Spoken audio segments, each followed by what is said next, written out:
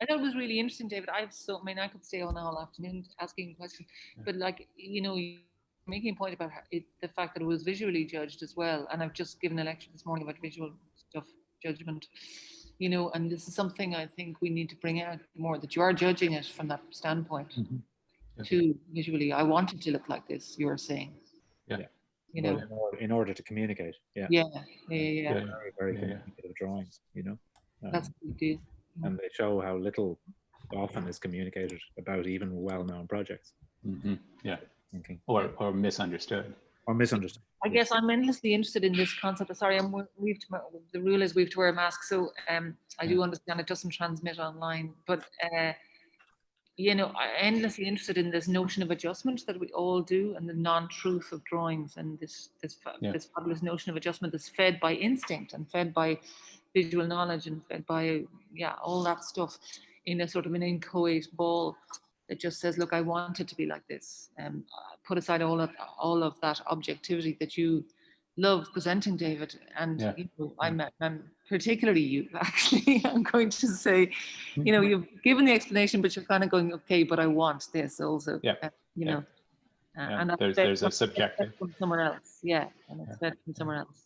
Yeah, but the subjective is almost always, because there are three of us, we have to come to an agreement. So it can never be, I like this better. It has to be some externalized reason. And that oftentimes has to do with which of these is both going to show the best aspect of it. And then that raises the question, what's the fundamental intention of this project? What is its goal? What was either, it's not about authorship. It's literally not what did that architect want to do, but actually what is the most important thing that one needs to convey about that project. Sure, so but that's also a heuristic concept. Entirely, entirely constructed. Maybe could I just indulge? Because I don't know where we are now. We're in the corridor after the lecture, right? In the palace. Everybody else is here. 27 people here.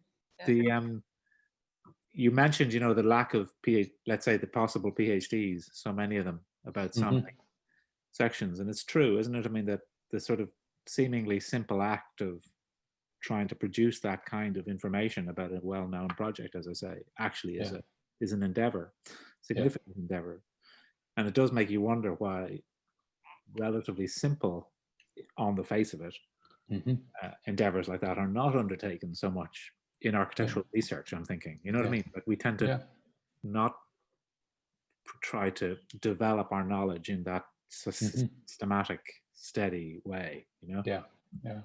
Have you come across people who have looked through sections? I'm thinking of Torres, right? Elias Torres' that Zenith of Light, that book. I don't know that. It's a book that basically studies Zenith of Light, and it's all through section. It's his PhD. Okay. It's published years ago. It's hard to get now, but you find it. Okay. Light. Yeah, but I couldn't think of many. There's very little written on section, and this is the thing that's fascinating: is that there are how many books on perspective? I mean, his perspective is symbolic form, etc. So, but in section, there's a couple essays. There's the archaeology of section, and Ackerman has written a little bit on the history of section, but in the English language, because our language skills are not great, it's not even a pamphlet.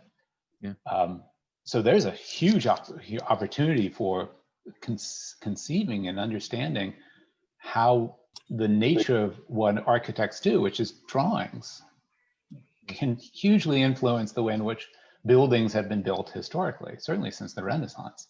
And there's archives of this, but no one really looks at the drawings of the work. It's seen as a kind of, it's just that's how they made them. It's not seen as actually a subject in and of itself.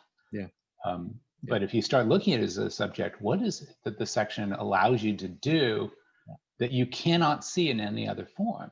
And it's super interesting at all levels, both in terms of the development of the technique, the way in which the technique is used, particularly in the École des Beaux-Arts, as a form of, masquerading for cultural capital, and all this incredible sort of range of things that could be done. And it's in some ways, we realized during the intro that we were stepping into a minefield. And do we write even the short history? And we just said, oh, we're just going to do snippets of things that we felt confident enough to write about. That there's missing gaps, massive, including the Baroque phase, that I think would be, if anyone wanted to take it on, that's great.